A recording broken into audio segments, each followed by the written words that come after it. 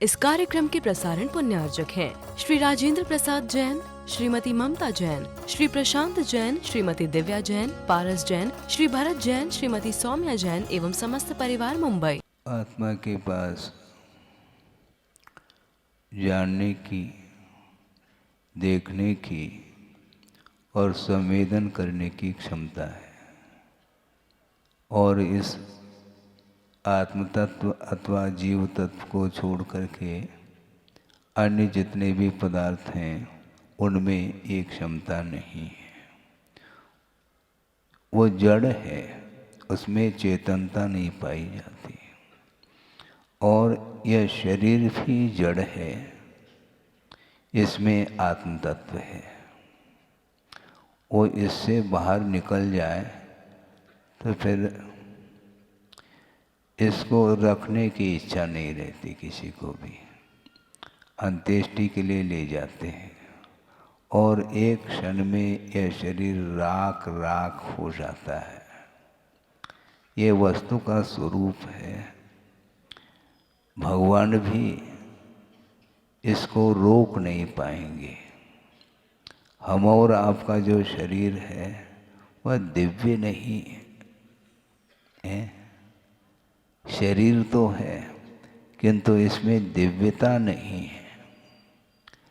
और जो स्वर्गीय सौधर्म इंद्र है उनका दिव्य शरीर है, सप्त धातु से रहित है और उसके समान और अन्य जो देवगण हैं उनके शरीर में हम और आपकी अपेक्षा से भले दिव्यता रहे किंतु सौधर्म इंद्र के साथ तुलना करते हैं तो उनकी दिव्यता भी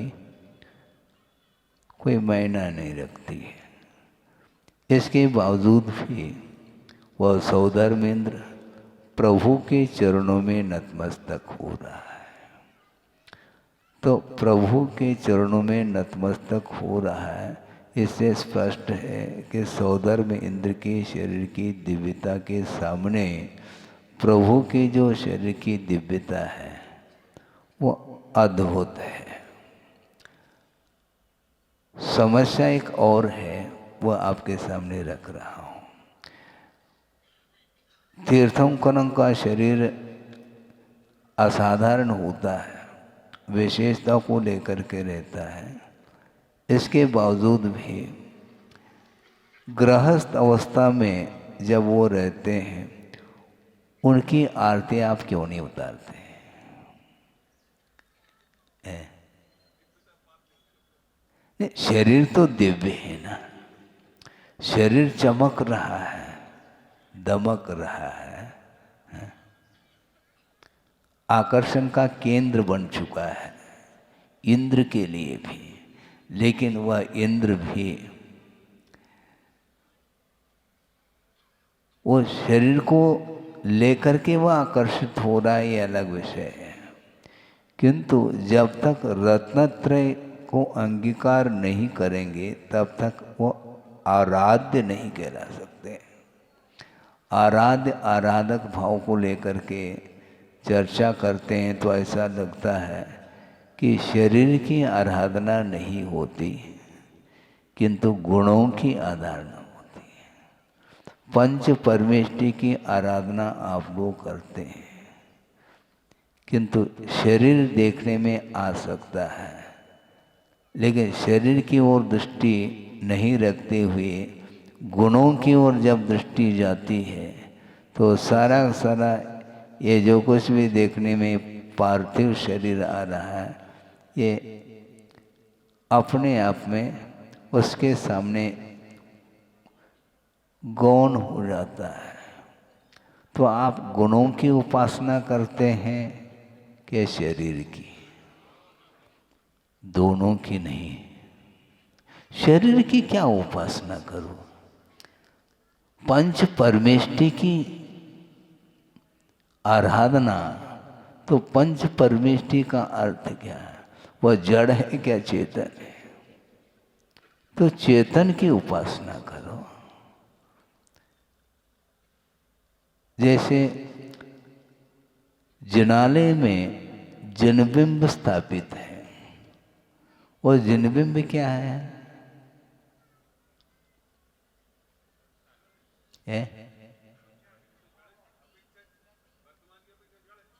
जड़ ही है ना। अच्छा, हम ये पूछना चाहते हैं, उसका उत्तर देना है, क्योंकि प्रवचन में कभी कभी इस प्रकार के प्रसंग रखने से अर्थ खुलता है। बहुत अच्छी प्रतिमा बनी है, किंतु अभी वह प्रतिष्ठित नहीं है। आप पूजा क्यों नहीं करते? अभी तो आप कह रहे हैं शरीर की पूजा।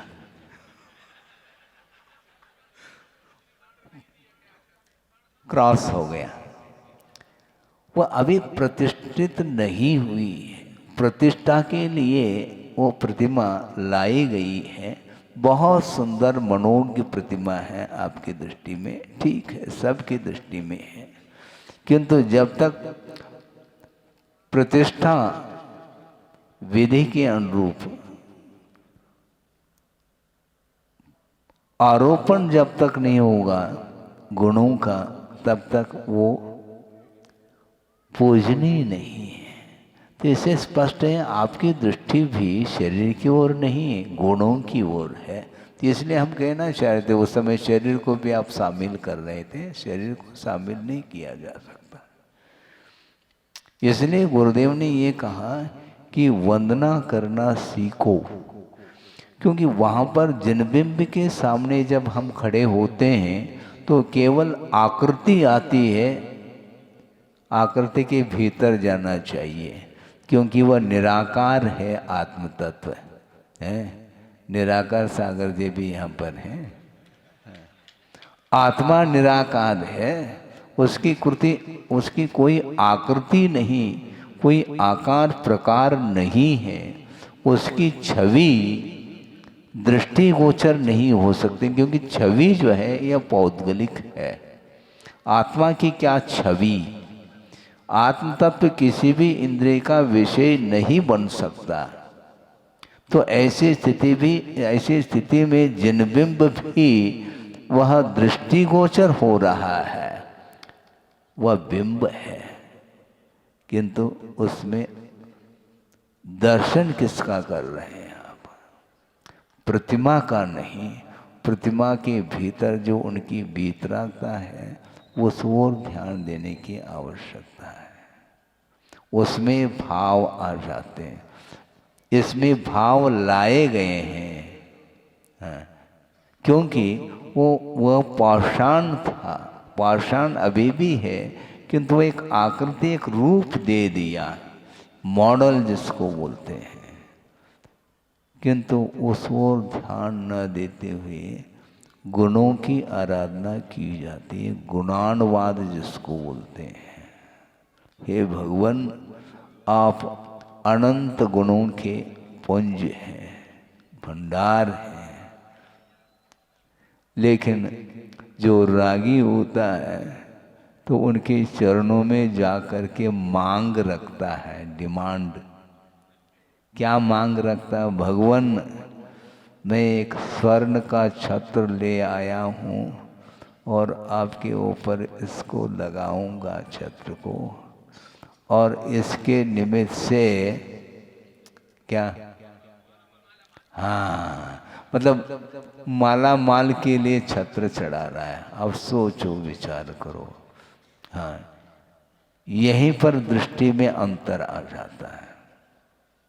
जबकि भगवान के समीप जाने का जो उद्देश्य है वह तद्गुण लब्धये अहम वंदे कहा।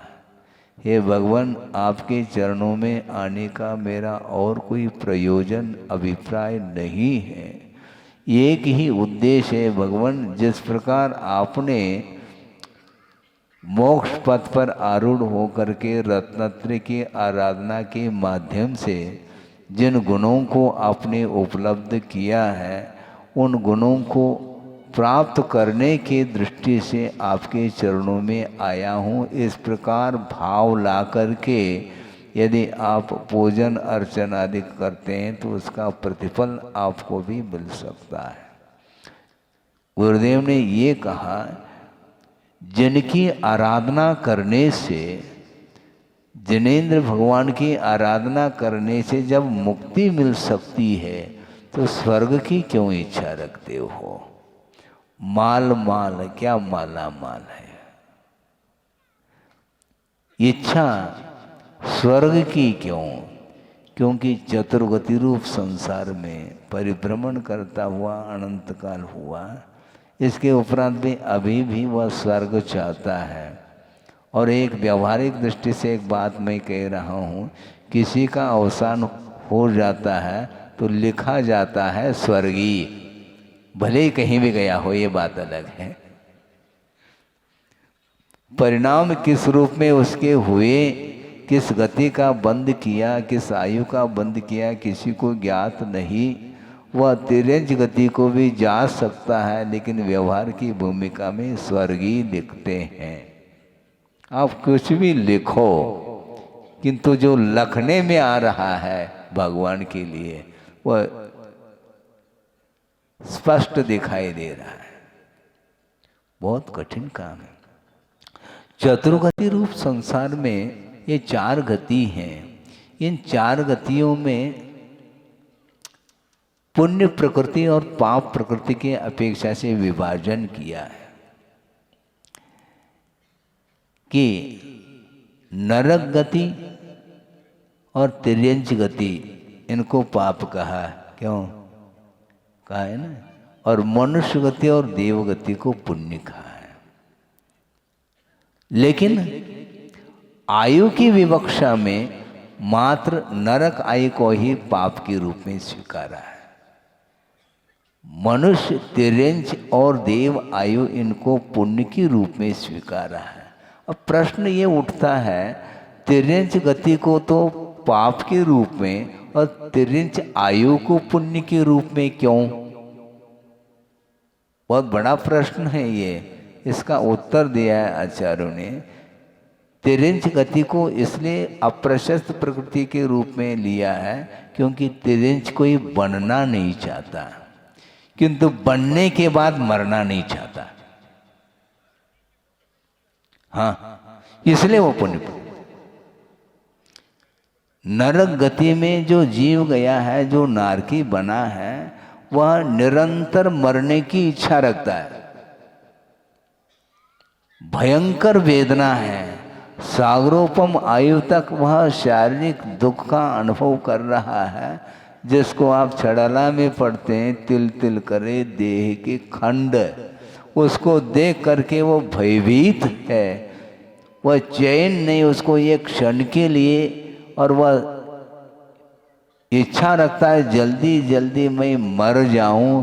किंतु तिल तिल करे देह के खंड होने के बाद भी वह पारे की भांति वह शरीर पुनः जुड़ जाता है और पुनः वही दुख। वेदना जो तिर्यंच गति में जो वेदना है, उसके अपेक्षा से अनंत गुनी वेदना नरक गति में है। इसलिए जल्दी से जल्दी वह मरना चाहता है, किंतु आचार्य कहते हैं उसका अकाल मरण संभव नहीं है। देव और नारकियों का जो मरण है वह अकाल मरण नहीं, सकाल मरण ही होता है। और यदि तिर्यंच बनना नहीं चाहता, बनने के बाद वही रम जाता है। एक राजा जिन्होंने अपने जीवन के आदि से लेकर के अंत तक वैभव का उपभोग किया है और अवसान होने का समय आया है, और वह पूछ रहा है अपने भविष्य के विषय में। तो क्या पूछता है? भगवान अगली पर्याय हमें कौन सी मिलेगी, हमारा मरण कब होगा, क्या? इसके बारे में तो अवधि ज्ञानी मुनि महाराज बोल रहे हैं, 3 दिन के बाद तुम्हारी आयु समाप्त होगी। और मरने के बाद कहाँ जाऊंगा? तो उन्होंने कहा मैं बताऊंगा तुम भयभीत हो जाओगे। भगवान बताना तो पड़ेगा। उन्होंने कहा बिल्कुल एग्जैक्ट 3 दिन बाद अवसान होगा, किंतु अवसान होने के बाद तुम्हारा जो जन्म होगा, तुम्हें जो पर्याय मिलेगी वह ऐसी निकृष्ट पर्याय मिलेगी। कहाँ पर है? हाँ, दुर्गंधित वस्तु है वो, उसका वह कीड़ा बन रहा है, तो अब उसको अच्छा नहीं लग रहा है। अच्छा लगे या बुरा लगे, कृत्य तो तुमने किया और पाप का फल भोगने के लिए तुम्हें वहां पर जाना पड़ेगा। अब वह परेशान है, बहुत टेंशन में आया है और बैठे बैठे ये सोच रहा है कि राजकुमार को बुलाया, देखो इस प्रकार जो है भविष्य हमारा जीवन इस रूप में आने वाला है सामने, इसलिए ऐसा करो। क्या? मरण होगा 3 दिन बाद, और मर करके जहाँ पर मैं उत्पन्न हो जाऊंगा उसको बता दिया कि दुर्गंधित जो पदार्थ है विष्ठा का कीड़ा हो जाऊंगा। ऐसा अवधि ज्ञानी मुनि महाराज ने कहा है और उनके वचन असत्य नहीं निकल सकते हैं। इसलिए जिस समय मैं उत्पन्न हो जाऊंगा उसी समय एक लठ लेकर के आ जाना और लठ से प्रहार कर देना। सुन रहे हैं आप? हाँ, वो कह रहा है। तो ठीक है, राजकुमार ने सोचा 3 दिन व्यतीत हुआ, जा कर के देखता है।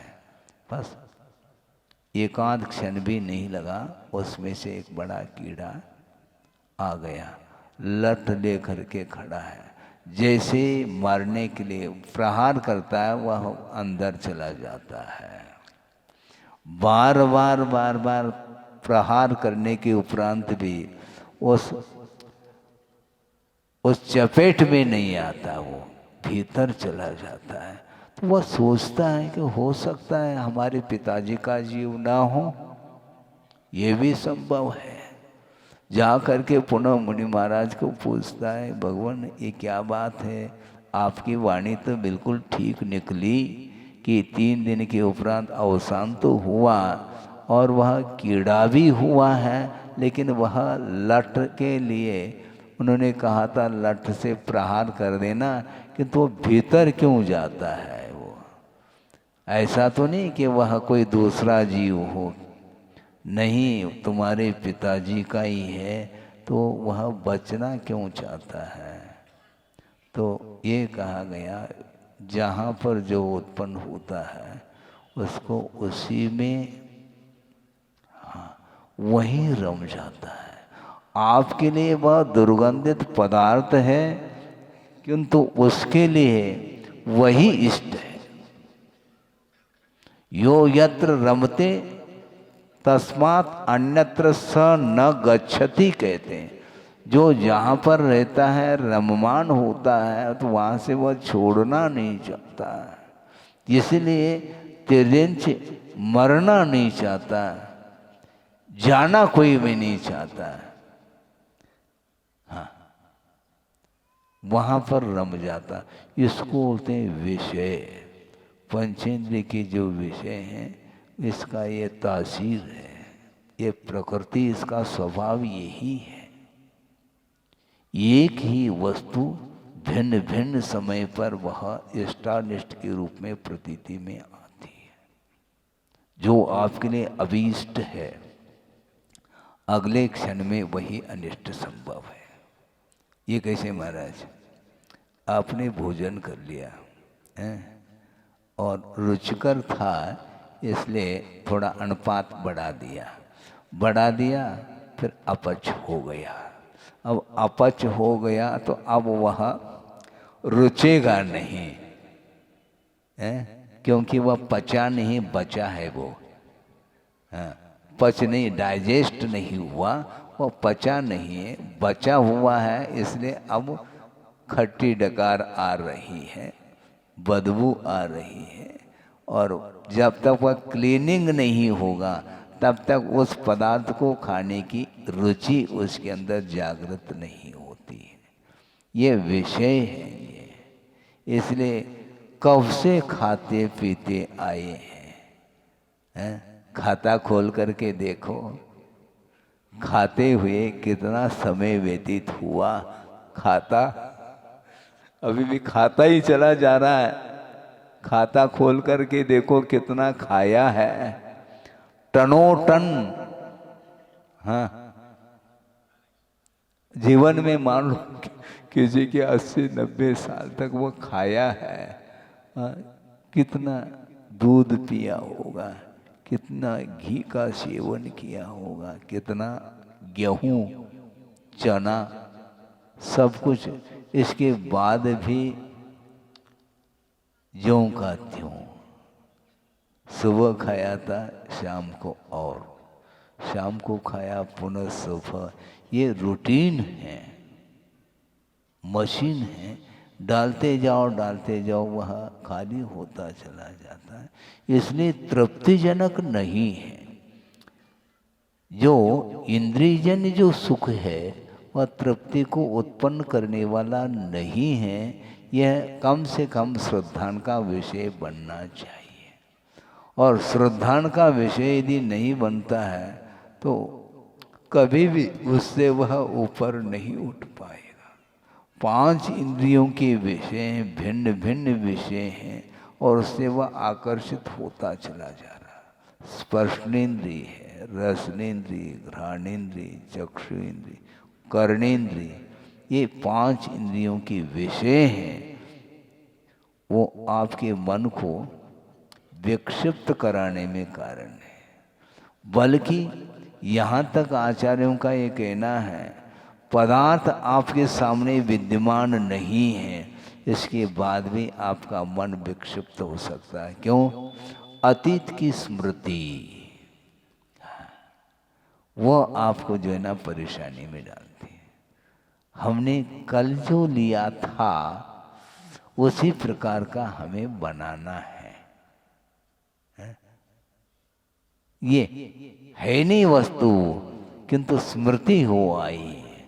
वह स्मृति के कारण बार बार उस ओर वो जा रहा है, और पुनः उसी प्रकार के पदार्थ का वह सेवन करना चाहता है और सामग्री एकत्रित करता है। ये रूटीन है। इसलिए बचने के लिए क्या करोगे आप? आंख मेज करके बैठे हैं, किंतु वही दृश्य सामने आ रहा है, स्मृति पटल पर वही वस्तु आ रही है, इसलिए उस ओर आकर्षण हो रहा है। हाँ, स्पर्श, रूप, शब्द और मन, इसके माध्यम से विषयों का सेवन होता है। आगम में लिखा है, अब्रह्म इसी का नाम है। विषयों का आकर्षण छूटता नहीं है। इसलिए रूप के माध्यम से भी घंटों व्यतीत कर रहा है। वो चित्र में क्या है? वो विचित्र है संसार, चित्र को देख करके वह आकर्षण। स्क्रीन पर क्या देखने में आ रहा है, मोबाइल में क्या देखने में आ रहा है, सिवाय राग के अलावा कुछ है ही नहीं है? लेकिन वह छूट नहीं रहा। क्यों नहीं छूटता? प्रभु का दर्शन कर ली, उसमें तृप्ति का अनुभव नहीं तुम्हें। पूजन अर्चन अभिषेक आदि कर लिए, उसके बाद जा कर के पुनः टेलीविजन के सामने, मोबाइल के सामने चित्र देखना चाहता है। वहाँ पर क्या है? वो भगवान का चित्र है क्या? राग, यह राग आग दहे कहते चले जा रहे हैं, इसके उपरांत भी हम छोड़ नहीं पा रहे हैं। कैसा लगता है? एक क्षण तो वह था जिस समय बिल्कुल वैराग्य का भाव जागृत हो रहा है। और उधर उस परिसर से बाहर जाने के उपरांत वही घोड़ा और वही मैदान। हाँ, देखने के उपरांत भी अन्वेष देखने योग्य प्रभु हैं, साक्षात समूह शरण में विराजमान है। उनके दर्शन, पूजन, अर्चन, स्तुति, वंदना आदि करने के बाद भी वह पुनः बाहर जाने का मन हो रहा है। वो कौन सा मन है? उसको शांत बिठाना चाहिए, बैठ नहीं पा रहा है वो। मतलब प्रभु से भी ऐसी कोई आकर्षित वस्तु है क्या जिसको प्राप्त करने के लिए वह चक्री जा रहा है? भरत चक्रवर्ती है वहां पर, क्या है हवेली में? आए क्यों थे? प्रभु के दर्शन के लिए आए थे। और 4 बार दिव्य ध्वनि का श्रवण करने के उपरांत भी अभी भी मोह के संस्कार समाप्त नहीं हो पा रहे हैं। वो कैसे होंगे वो समाप्त? फिर क्या करें महाराज? करना कुछ नहीं, जो किया है वह नहीं करना बस। हाँ, जो अभी तक किया है वह न करें, जो नहीं किया है उसको करना है। क्या प्राप्त नहीं किया? मोक्ष प्राप्त नहीं किया, उसको करना है। मोक्षार्थी है। आप कौन हो? मोक्षार्थी हो क्या धनार्थी? धन की इच्छा रखता है और अनेक प्रकार के वस्तुओं की इच्छा को लेकर के संसारी प्राणी चल रहा है। इसलिए उसकी पूर्ति जहाँ पर होती वहीं पर वह रम जाता है। किंतु मुमुक्षु मोक्ष को प्राप्त करने, छोड़ने की इच्छा, जोड़ने की नहीं। क्या सुन रहे हैं? जोड़ने की इच्छा नहीं, छोड़ने की इच्छा। बहुत कठिन है महाराज। 1, 2, 2.5, पौने 3 ये बोला जा रहा है, वो छोड़ ही नहीं पा रहा। क्यों? वो छोड़ ही नहीं पा रहा। अब क्या कहा जाए? 99 और बोल देता। अरे 99 का चक्कर है ये, और क्या है ये? वो अटैचमेंट, अर्थ के प्रति, धन के प्रति जो लगाव है वो छूटता नहीं। इसलिए क्षायिक सम्यक दृष्टि चक्री होने के उपरांत भी उसी भव से उनको मोक्ष प्राप्त होना है। मोक्ष की उपलब्धि होगी उसको। यह भी ज्ञान में है, अवधि ज्ञान भी है, सब कुछ है। लेकिन वर्तमान में जो कुछ भी विषय उपलब्ध हो रहे हैं उससे वो ऊपर उठना नहीं चाहता। इसी को बोलते मोह। मोह महामद पियो अनादि बोल रहे हैं सब। हाँ, वो पंक्ति रटी हुई है, बोलते चले जा रहे हैं और करना वही है। कब छोड़ पाएंगे? और 1 नहीं, 2 नहीं, 3 दिन नहीं, अनंत काल व्यतीत हुआ। 1 भव 2 भव नहीं, अनंत भव निकल गए। रिलेशन याद है तुम्हें? कोई याद नहीं है। ये हमारे पिताजी और ये दादाजी, बस हो गया काम, यहीं तक है। ज़्यादा ज़्यादा और कोई भी एक पीढ़ी हो सकती है, उसके बाद कोई न पीढ़ी है न सीढ़ी है, कुछ है ही नहीं। क्या संबंध है? जिनके साथ संबंध था वह संबंध छूट जाता। जिस व्यक्ति के साथ आपका अतीत का जो संबंध था वह मित्र के रूप में था, किंतु वर्तमान में वह शत्रु के रूप में संबंध हो रहा है। ये होता है। परिणाम नहीं इस प्रकार होता है। बल्कि यहाँ तक आगम में विषय आता है कि हमेशा वैर के कारण ही फलता हो कर्म, ऐसा नियम नहीं। बिना वैर के भी कर्म संचित होता है। वो कैसा बना है? दो व्यक्ति हैं मान लो, कोई भी, समझाने के लिए कहा जा रहा, और ये आगम के रूप में घटित हो जाता है। दो व्यक्ति है जो परस्पर में घनिष्ठ संबंध है, मित्रता के साथ, स्नेह के साथ जीवन व्यतीत हुआ, और अत्यधिक आसक्ति होने के फलस्वरूप उन दोनों का जब अवसान होता है, दोनों अधोगति के पात्र होते हैं, और वहाँ पर जा कर के परस्पर में वैर, मार काट। अरे इतना स्नेह था, वहाँ जा कर के स्नेह समाप्त क्यों हुआ? वहाँ का वह वातावरण ही इस प्रकार का है। भव संबंधे न, ऐसा का वह पर्याय का ही ऐसा संबंध है, तो वहाँ पर वह शांत बैठ ही नहीं सकता। एक कुत्ता है, बहुत शांत बैठा है वो, लेकिन दूसरे कुत्ते को देखते ही पता नहीं क्या हो जाता है। तो ऐसा ही होता है वो। इसको बोलते भव संबंधे न, वह क्षेत्र का एक वातावरण का ऐसा प्रभाव है, वो नहीं चाहते हुए भी अच्छी विक्रिया बनाना भी चाहें तब भी वह बुरी विक्रिया ही होती चली जाती है। वातावरण है वो, ऐसा ही होता है। शत्रु को देखते ही माइंड गर्म हो जाता है, पारा चढ़ जाता है। इसको बोलते हैं निमित्त नैमित्तिक संबंध। तो इसीलिए कि स्नेह भी भयानक है। क्रोध, मान, माया और लोभ, ये चार कषाय है। लेकिन प्रायः महाराज इनको कुछ समझा दो, बहुत क्रोध करता है। अच्छा, लोभ ठीक है, मतलब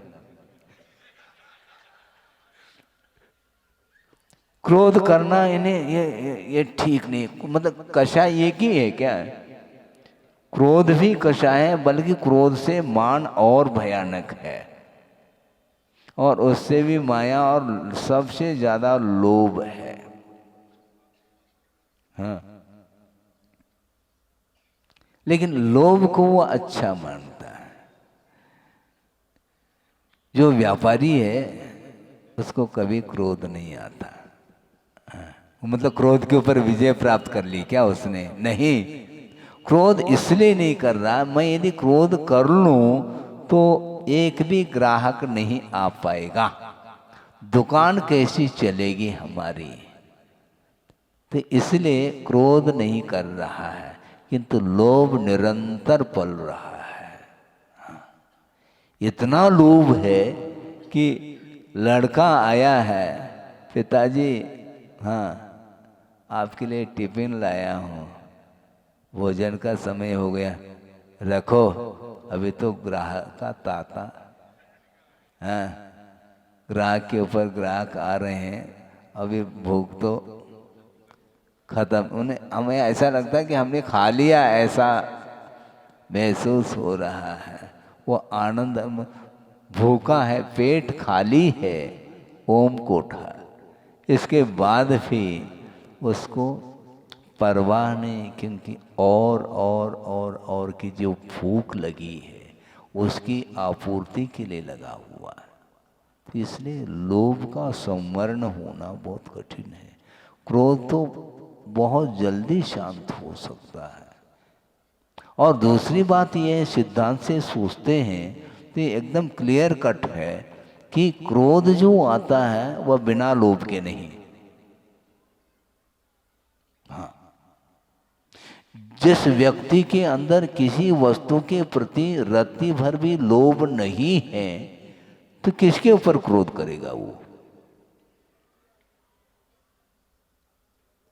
कोई वस्तु है वो आपकी है, कोई उठाता है तो क्रोध। यदि उस वस्तु के प्रति कोई आपका अटैचमेंट नहीं है तो काय को क्रोध करेंगे? आपकी वस्तु है, दूसरा उठा ले तो आपको प्रतिकार का भाव आता है, और उस वस्तु के प्रति आपका कोई स्वामित्व नहीं है तो क्रोध नहीं आएगा। राम है, सीता का हरण हुआ, राम युद्ध के लिए खड़ा है। क्यों? क्यों खड़ा है? स्वामित्व है ना। और दूसरे का कुछ भी हो जाए तो उसमें कहीं कुछ नहीं। जहां अपनत्व है तो वहां पर यदि मान लो व्यवधान उपस्थित होता है तो उसका तत्काल प्रतिकार करने का भाव आता है। इसलिए लोभ ठीक नहीं। क्रोध है, मान है, माया है, लोभ है, ये चारों शत्रु हैं। और इसका हम, महाराज ये आपका ही लड़का है, इसको समझाओ। हाँ ठीक है, रख लो, आप चले जाओ। ये आपने कह दिया आपका लड़का है तो फिर उठा क्यों रहे हो? महाराज ये व्यवहार की भाषा है महाराज, ये तो समझ में आता है। उसको समझाओ महाराज, भैया समझाओ ना। यदि हम समझाएं वो क्रोध उसका वहीं पर दूर हो जाएगा तो इधर आएगा कैसा? फिर वो घर में ही कषाय समाप्त हो जाए तो फिर मोक्ष मार्ग पर आरूढ़ होने की आवश्यकता क्या है? इसलिए आचार्य कहते हैं राग द्वेष की निवृत्ति के लिए चारित्र को अंगीकार किया जाता है। हाँ, मुझे नहीं चाहिए। वो प्रसंग आ रहा था, मैं याद करके फिर बताऊंगा। हाँ याद आ गया, लेकिन अब कल बताएंगे। हाँ हाँ, इसको बोलते हैं, ये धर्म ध्यान करते समय समय पता नहीं पड़ता है।